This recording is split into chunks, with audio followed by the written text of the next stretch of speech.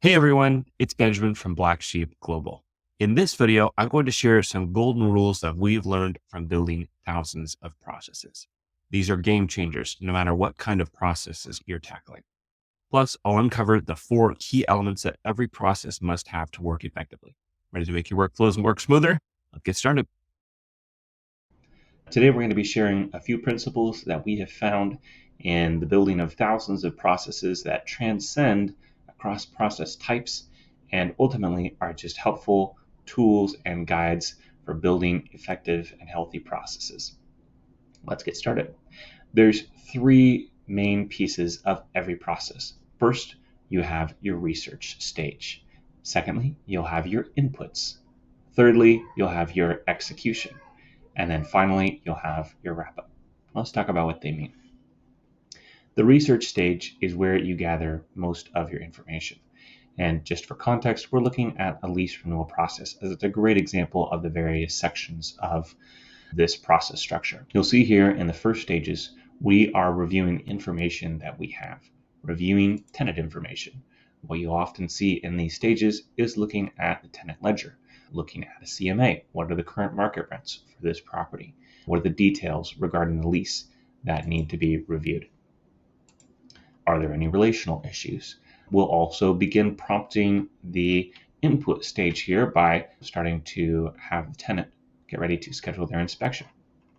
But ultimately here, at this point, you are very much in control of the process. Now, the input portion of the process moves down to this area. Our inspections are being scheduled.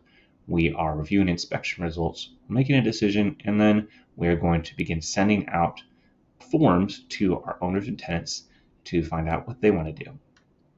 We'll take a look at this renewal recommended stage as a great example. Here, we're going to include a simple job form, and this job form will take the person who received it, in this case, the owner, to a simple form where they can choose what is going to happen next. And by using this type of reactive workflow, this allows the owner to be in control of this portion of the process. You can give them as much ability or flexibility as you want here. Depending on the choices that they make, you may encourage them to schedule a call. It may be that if they want to renew the lease, we instead encourage them to choose from a set of various prices that are available. So this can be quite flexible, or you could make it very limited. It's totally up to you. Now the inputs, as I mentioned, are coming from the owner at this point. You're also going to have endpoints that happen during the tenant offer.